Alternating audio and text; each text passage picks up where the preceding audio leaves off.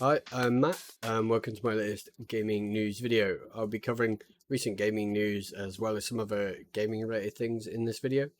I'm grateful for any feedback, so if you feel the need to do so, as always, please leave a comment below. You can also like and subscribe if you're enjoying my videos.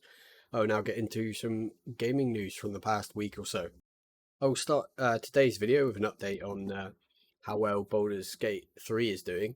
So yeah, Baldur's Gate 3 has been a huge success for Larian Studios. I was expecting it to be very successful, but yeah, it's been wildly successful, more than I'd expected. I would have thought that it's reasonable for like a massive D&D RPG like Baldur's Gate to reach like a couple 100,000 concurrent players on Steam, but yeah, I missed the mark on that by quite a bit. The game peaked at sort of like an eye-watering, really, 814,466 players. So yeah, this is amazing. I'm so happy for Larian. When a developer makes a truly incredible game, they can still get rewarded for their hard work and passion. Looks like Larian were also surprised with the game's reception, with the CEO of Larian, Sven Vink, who's also the game's director, saying Larian's IT team was prepped for it to peak at 100,000. So yeah, this is awesome for Sven and the team. So yeah, what a massive achievement it is. How well Baldur's Gate 3 is doing. But yeah, this massive peak over 814,000 puts Baldur's Gate 3 in the top 10 list of Steam's all-time concurrent players. It is in ninth place, I believe, depending on what chart you go by, and is consistently in third position when going by current players, only behind Dota 2 and Counter-Strike Go last time I checked. So it's also Steam's top-selling game, I think, at the moment, last time I checked as well. And to put it into a bit of context, I guess, Skyrim peaked at around 287,000 players, and Fallout 4 peaked at around 473,000 players. And Baldur's Gate 3's peak is, approaching twice that of Fallout 4, I guess, which, was huge huge game at the time, and a game developed by Bethesda, a massive studio, who are, basically a household name in gaming. So yeah, did pretty well, peaking at over 800,000. And Bethesda actually congratulated Larian on Twitter or X, saying, quote, happy launch day to at Baldur's Gate 3 and at Larian Studios. Congratulations on a wonderful adventure. With Baldur's Gate 3's team replying, quote, thanks at Bethesda Studios. We look forward to journeying through space with you next month. End quote. So yeah, two massive RPGs releasing so close together, both Baldur's Gate 3 and Starfield. Yeah, it's pretty crazy times for those type of games. Let's hope Starfield turns out great too. Just have to wait another month or so to find out if it's a great game. But yeah, this is pretty wild, I'd say. It shows that you can still make incredible games with lots of content and amazing gameplay without being sort of beholden to like greedy publishers. So publishers that would sometimes force games out before they're ready, or mandate they be stuff with microtransactions. Seems like Larian is very much against that, and they've commented there won't be that sort of thing, I don't believe, at all in the game. They just want to focus on making the game as it is and not putting any extras in. I believe they mentioned somewhere they might do like expansions or DLCs later on, but that's not certain at the moment. But yeah, really good. Larian proves that with the right leadership and through the hard work of their immensely talented developers, you can still make a legendary game. But yeah, I'm really looking forward to playing this. I do plan to buy it once I've finished with the current games I'm playing. This does seem like a sort of acceptable time, I guess, to sort of drop everything and play Baldur's Gate 3.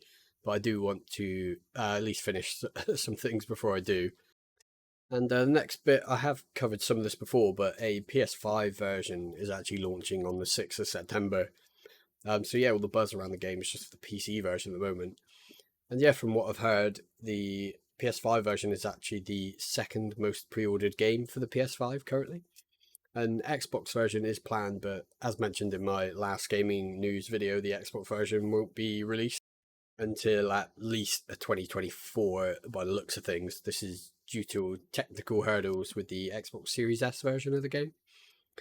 And just a quick bit on the Steam Deck, actually. Baldur's Gate 3 is now, I think, after a recent update, fully compatible on the device. So yeah, this is after, I think one of the most recent patches. So yeah, that's good to know if you wanted to play it on that handheld, the Valve Steam Deck. And to wrap this Baldur's Gate 3 bit up, it looks like it's going to be one of the best games to come out this year and maybe for a number of years. So yeah, I wouldn't be surprised if it won Game of the Year and Larian and many other awards I'd say. But yeah, Larian is studios done an amazing job, and congratulations to them on their huge success with Baldur's Gate 3.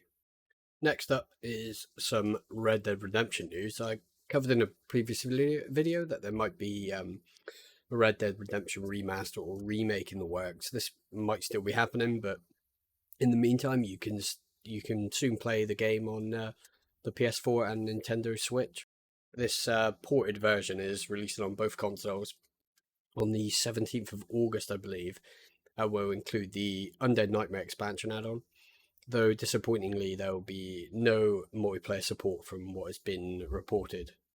The game was originally available on the PS3 and Xbox 360, but can also be played on the Xbox One and Series S and X through backwards compatibility.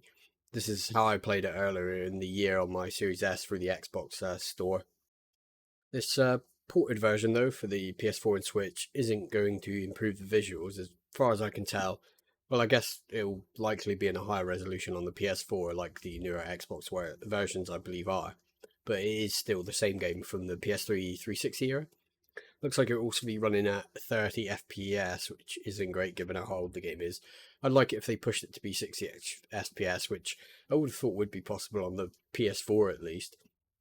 As far as I can tell, the remaster or remake of the game may still come out at some point, unless that has been canned and this is what we're getting instead, which would be disappointing, as I feel the game could do well with a remaster, or certainly a remake in the Red Dead Redemption 2 engine, or an updated version of it, or even Unreal Engine 5. And from what I've seen online, this Rockstar's pricing for this new port is being blasted, and I think rightfully so. And yeah, it is good that it is becoming available on the PS4 and actually the PS5 as well through backwards compatibility and the Switch. But Rockstar is asking for $50 for the game, and undoubtedly it is a great game, a really good game, one of the best from that generation. But yeah, I think that $50 price is a bit too steep in my eyes.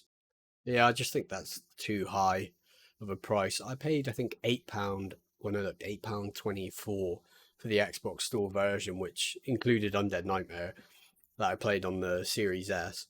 And yes, it was on sale at the time, but still, I think $50 is too much if you ask me. When not on sale, I think it's usually about $30, or maybe 20 or 20, £25 or $30. And the Xbox Store, and there's actually physical copies I think you can still get for $25 or $30 off, like Amazon, for the Xbox One and Series S and X.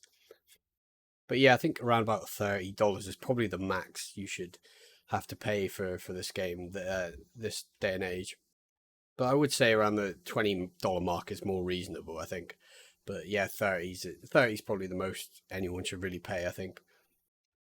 And so yeah, I think $50 is, it's almost what new games cost. So I think it should definitely cost less. Hopefully Rockstar reduce the price before launch, though I doubt that will happen. And during an earnings call on, I believe, the 8th of August, the CEO of Take-Two Interactive, Strauss Zelnick, has said that the Red Dead Redemption PS4 and Switch port being priced at $50 is, quote, commercially accurate, and that this port is, quote, certainly a great value for consumers. So yeah, even with the backlash, I'd be surprised if they drop the price, as they seem set on charging $50 for the port. And that is on both, I'm pretty sure both PS4 and Switch versions will be $50, or around 40-ish pounds. A physical version for the PS4 and Switch is also releasing, though oddly not until October the 13th. I'm guessing that will have the same price tag, and by the looks of it, a PC version is nowhere to be seen, which is a kind of a shame. I guess if you want to play on PC, you can use RPCS3 or Xenia emulators. But yeah, it'd be nice if there was an actual PC port released at some point. Maybe Rockstar will wait until they release the potential remake or remaster, or maybe they'll just never officially release it for PC. We'll just have to wait and see. And now more Take-Two and Rockstar related news. So Take-Two, the publisher for GTA 5 and the upcoming GTA 6, has said to investors that they should expect something very big to arrive next year, seemingly hinting at a GTA 6 release date at some point in the next financial year, which covers a time range from April 2024, I believe, to March of 2025. During a recent investor call, I believe it was, Take Two's chief financial officer, Lainey Goldstein, mentioned a quote, significant inflection point and quote, record levels of operating performance, end quote. So, yeah, going by this mention of record levels of operating income, we can probably surmise that a new blockbuster game will come before March of 2025, and this game is likely GTA 6, which yeah might even be coming before the end of next year, 2024. And yeah, we do already know that Rockstar uh, is deep in the development of GTA 6. This is due to a massive leak of GTA 6 development gameplay footage. I believe this leak happened at some point last year. But yeah, definitely looking forward to GTA 6. Yeah, I thought GTA 5 was a really good game. I pretty much only played the single player though. For some reason, my PC at the time just wouldn't play the multiplayer, but that was quite a few years ago. And I guess I'm kind of glad I didn't really want to get into it, as I've heard it's good, but kind of a cash grab, like as in some ways, the field of sort of microtransactions. So I'm glad I didn't really get sucked into it. But yeah, I know some really cool online mods that I might try at some point when I go back to GTA 5, which I probably will do, including mods like the hugely popular 5M and all sorts of other things. There's loads of mods for GTA 5. But yeah, when GTA 6 is officially announced and released, it will likely be like an enormously successful game, as you can imagine, like pretty much every other GTA game was previously. So yeah, if any more news comes out, I'll cover that when it does. That's sort of Take Two Rockstar sort of news covered. I'll get on some PS5 news now. So Sony has launched a beta, I believe, for cloud streaming of PS5 games, and you can stream it up to 4K actually. Surprisingly, actually, given Xbox's lengthy cloud streaming head start on Sony, Sony has actually beat Xbox to 4K resolution enabled game streaming. This beta and the 4K streaming option are available to select PlayStation Plus premium members. I'm guessing the full version will be available to all members later this year. And the PlayStation Plus streaming offers a number of resolution presets by what I've seen, including 720p, 1080p, 1440p, and then now 4K. Sony had announced plans to bring PS5 games to its cloud streaming service back in June, from what I read. But yeah, I might have to try PS Plus cloud streaming at some point. As from what I tried of Xbox's cloud streaming, it was not bad.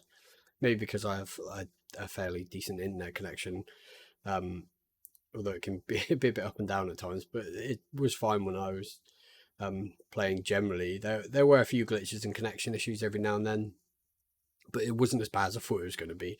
I mean, if I had to pick playing it on the actual hardware or like through the Xbox app on PC, I generally would pick that. But it wasn't too bad, the stuff I played on there.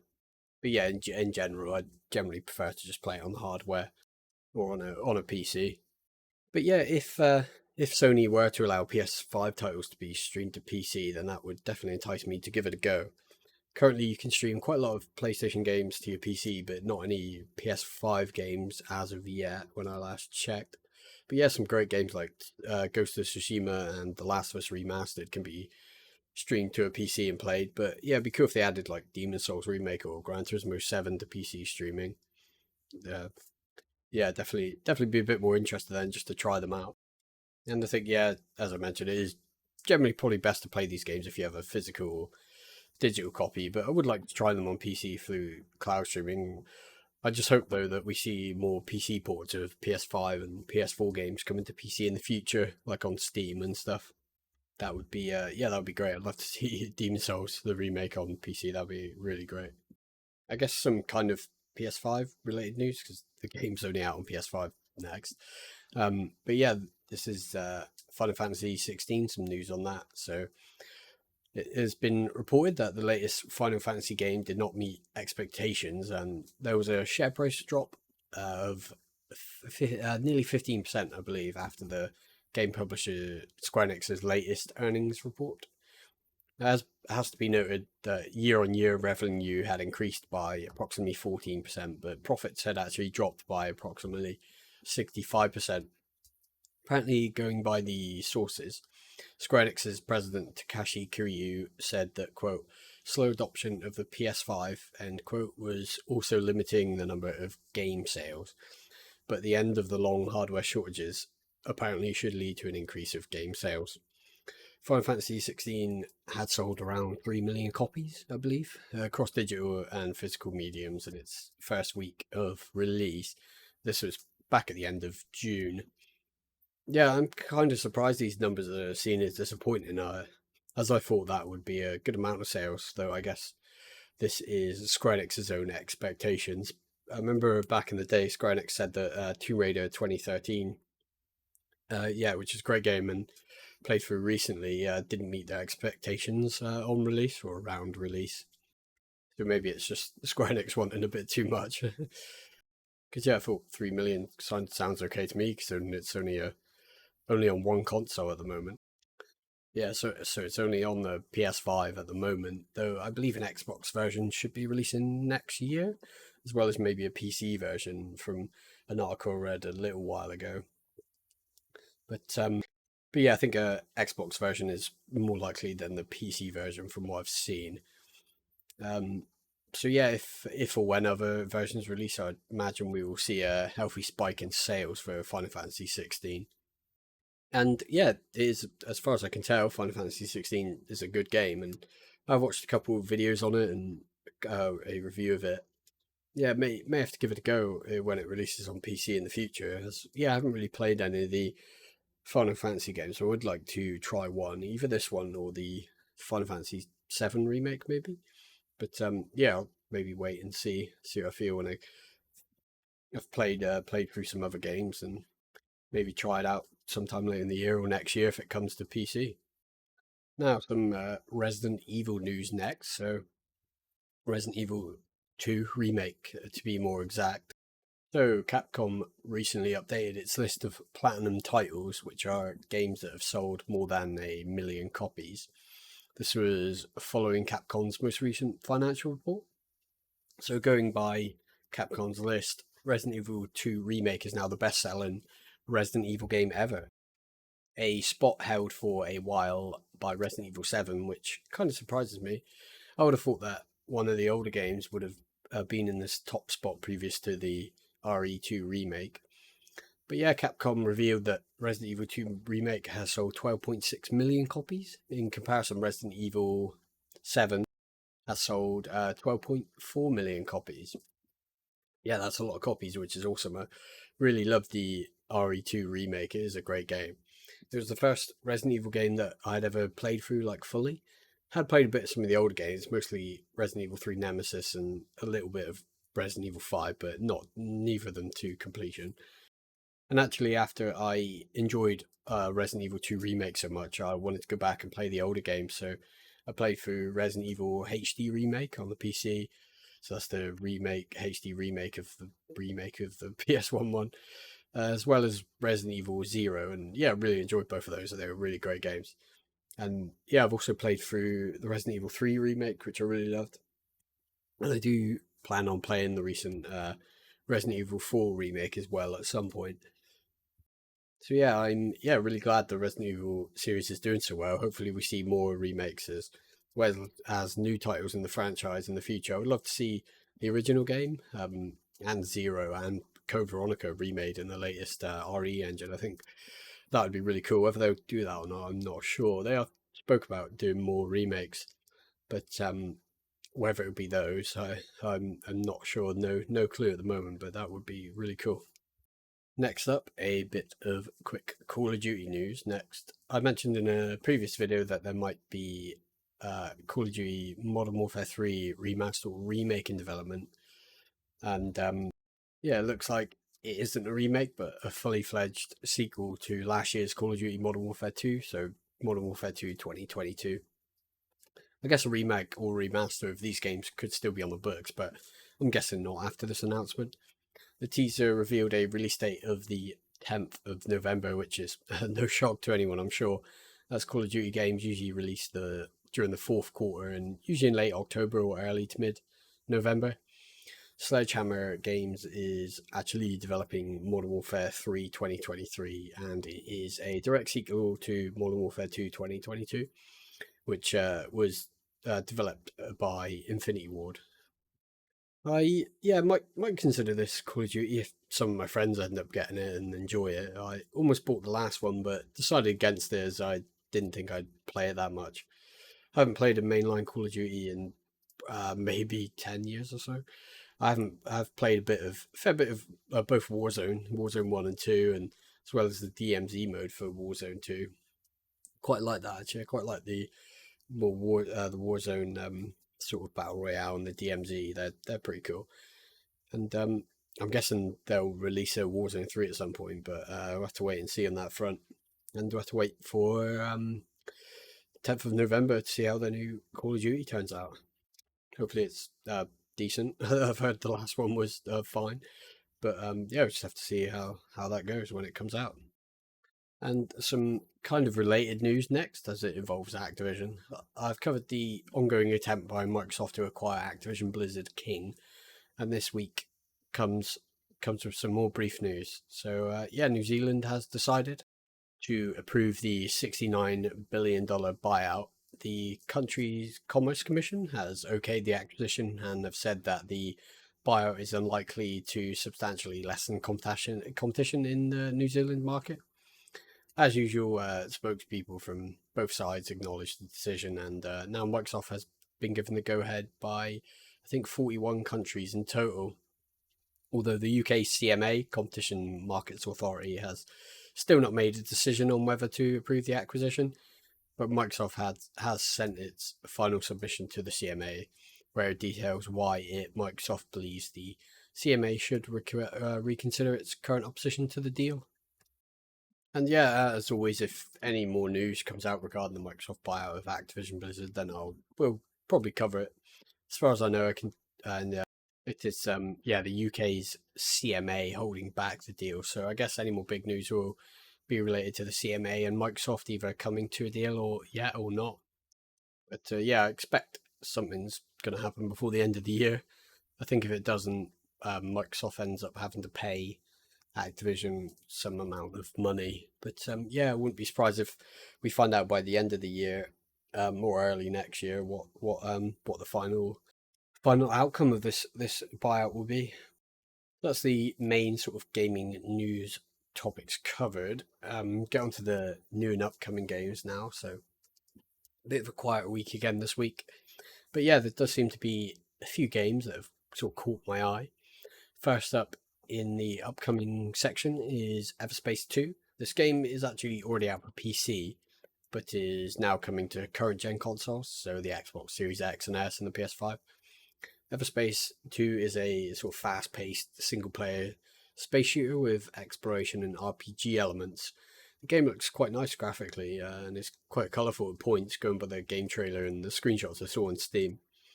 I haven't played any of the Everspace games, but yeah, they do look quite good. They also seem to have a story focus, if you like story elements that you get in your space games. But yeah, it's already out on PC, and you can buy it on Steam or GOG. On both PC storefronts, it's getting pretty good reviews, with 82% of recent user reviews on Steam being positive, so not too bad. But yeah, I might have to try this at some point. I haven't played a space game in a little while. The current gen console version is coming out on the 15th of August for both the Xbox Series consoles and the PS5. There was also actually a demo for the PC version if you wanted to try before you decided to buy it on PC or on console. Next up is a game called Wayfinder. Wayfinder is an MMORPG by the looks of it. I haven't played an MMO properly in a while. It actually looks quite cool though, and it's also a character-based MMO. Graphics and design remind me kind of Kingdoms of Amalur, but in a much higher fidelity. As that game's a bit older now. I think a new MMO coming to the market usually drums up quite a lot of attention, but I'd not heard about this game before looking into the upcoming games section. It is releasing into early access, which is kind of surprising to me. I would have thought the developers would wait until the full release for an MMO, but maybe I'm wrong. It looks cool nonetheless. Hopefully, it turns out well for the team working on it. And interestingly, Digital Extremes are publishing Wayfinder. They are the developers and publishers behind Warframe, which is an MMO I played quite a few years back. But I really liked Warframe. It was a really great game. I'm not sure what it's like these days. I haven't played it in I think over 4 years. From what I've heard, though, it is still pretty good. But this new MMO Wayfinder is releasing into early access on PC on the 15th of August. It is coming to the PS5 as well, but I'm not sure if this will be at the same time due to it being early access. I think it's also coming to Xbox consoles as well as last gen consoles, but that won't be yet. That'll be at some point in the future. Now on to a 2D action RPG, and this is Hammerwatch 2. This is a pixelated 2D RPG with co-op. Actually looks very nice graphically. I'm liking the art style. It's got a nice looking pixel style. And go by the trailer and screenshots, the actual world looks really great. The original Hammerwatch came out 10 years before the sequel on the 12th of August 2013. Now that looks quite good too, but Hammerwatch 2 to me looks like a big improvement, especially visually. But the previous game has pretty good, very positive ratings on Steam. So if you like that old one and this new one is more of the same, it's probably a definite buy. I haven't played many games like it, but I may try Hamwatch 2 someday. In Hamwatch 2, you select from 5 character classes and adventure around the world, and it is co-op, so it might be a good one to get with friends. There's also crafting and resources or item gathering, along with an quote epic amount of quests. So that that sounds good. So sounds quite interesting. There's also a day and night cycle and weather system which can affect your adventure apparently. So I think this is a game to keep an eye on if you like your 2D action RPGs. Hamwatch 2 is releasing for the PC on the 15th of August, and it looks like it is already out actually for last and current gen consoles. Next game in the upcoming section is Shadow Gambit, The Cursed Crew. So this is a tactical stealth strategy RPG set in a fantasy world with a pirate theme. This is another game that liking the look of from a graphical and design standpoint. Looks quite nice and colourful, as you might expect from a pirate themed game.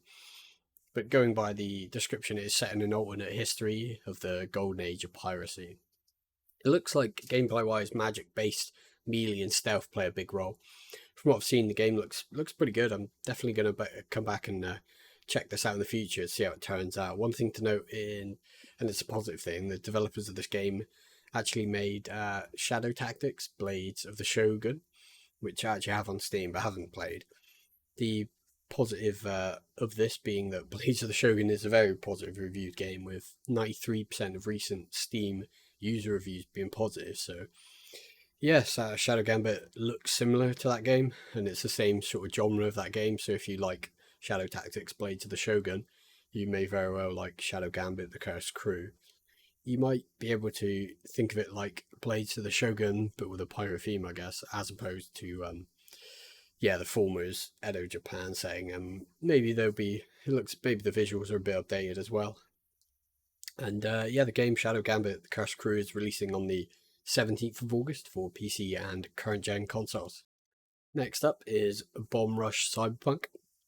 This is an action adventure 3D platformer set in a city called New Amsterdam. Looks very similar to and inspired by Jet Set Radio and its sequel Jet Set Radio Future. It's a very nice sort of stylized looking game with really colourful cel shaded graphics, similar to those older games. But yeah, if you like Jet Set Radio games, then this will be the one to look into. When it releases. Gameplay wise, it's also similar to those games with graffiti crews battling it out across the city. You can make use of skateboards, BMXs, and inline skates. The main gameplay is looking pretty awesome. I haven't played the Jet Set games yet, but I do want to eventually give them a go. They look really, really great. Very nice looking games, and yeah, this game looks really great too. So yeah, this is another game I'm going to be making a note of to check on in the future, as I'm really liking the look of it. The developers Team Reptile have made a few games with kind of similar styles in the past, but I've not played any of them. They are all well received though, so that's good to know at least. And Bomb Rush Cyberpunk is releasing for PC and Nintendo to Switch on the 18th of August and is also releasing on current and last gen consoles, PlayStation and Xbox on September the 1st, according to the developers anyway. So yeah, definitely want to check out if you like those older Jet Set Radio games. So finally, in the new and upcoming section, this is another game that looks quite interesting to me, and it is the Texas Chainsaw Massacre game. This game is based upon the 1974 film of the same name, which is based on true events apparently. As you might expect, this is similar to other team-based horror games like Dead by Daylight and Friday the 13th. This game's a third-person asymmetrical horror game, and yeah, it looks very similar to the aforementioned games. You can play as one of the villains attempting to capture the victims, or as one of those victims trying to survive and escape. From what I can tell, stealth will play a big role, I believe similar to the other asymmetric horror games. I've not played actually either Dead by Daylight or Friday the 13th, but both have very good or good ratings on Steam. Yeah, I have to say I do like the look of this Texas Chainsaw Massacre game. It looks like it would be very fun with friends from the gameplay I watched. It's looking quite good. May have to get this at some point to play co-op, and I suspect it'll be fairly good on your own too. You can probably just matchmake on your own if you want. The Texas Chainsaw Massacre game is releasing for the PC as well as current and last gen consoles on the 18th of August. So if you're into these types of co-op asymmetrical horror games, this it's got to be one for you to check out. So that's the new and upcoming section done with. I'll go on to the game deal section. So got some more Steam deal picks this week. So yeah, let's get into those. Up first is a game that actually didn't release too long ago. It is System Shock, specifically the remake that came out at the end of May this year. I haven't played this or the original game or its sequel for that matter, but I do know they are all games held in sort of high regard, and the original two games are classic PC games from the 90s. This new game, which is a remake of the original 994 game, has a very positive rating on Steam, with actually 90% of recent user reviews being positive. After watching G-Man Live's review of the game, yeah, it does look like it's a great remake. I would like to play it someday, but it does seem kind of hard, as a lot of sort of retro games back in the day were PC games specifically.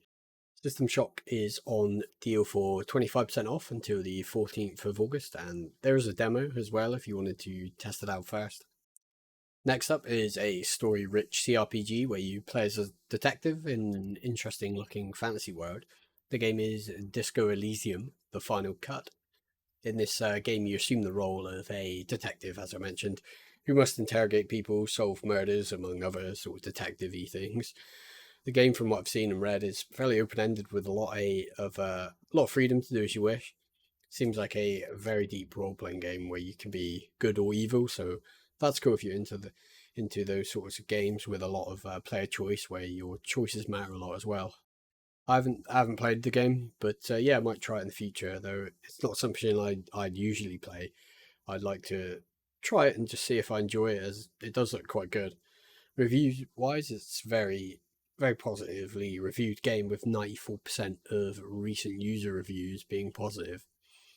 And Disco Elysium it is. Disco Elysium: The Final Cut, which I believe is essentially the definitive edition of the game, is on sale until the 14th of August and is 75% off, which I think is, best deal I've ever seen it at. Anyway, the next game on deal is described by the developer as, quote, an instant town building toy, end quote, and the game is Townscaper. I brought the game up in a previous video when I compared it to another game, I believe.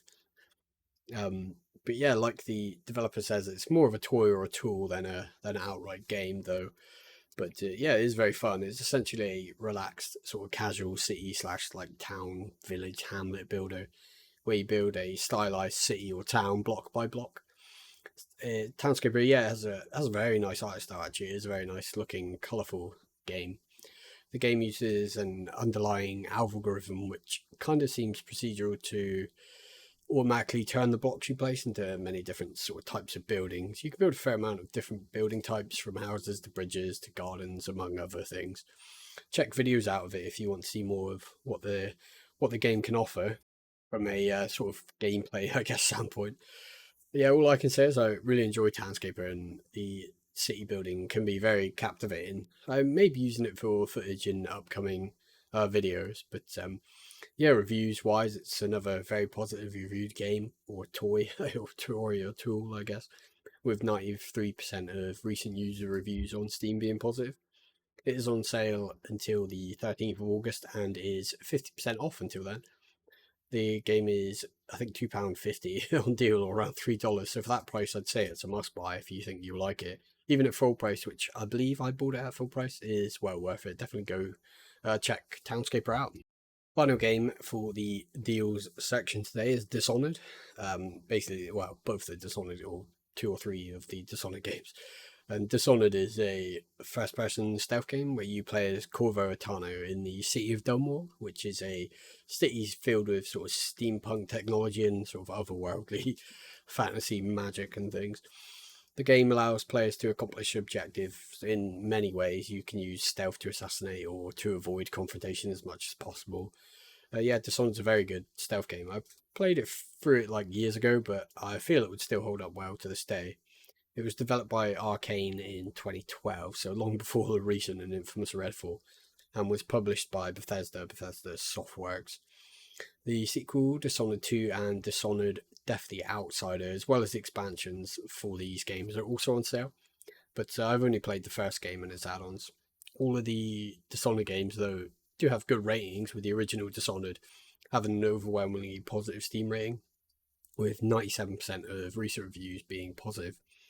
All the Dishonored games are 80% off until the 16th of August, where you can get the Arcane bundle, which has these games as well as two other pretty good games, Arx Fatalis and Prey 2017, and that bundle is 84% off.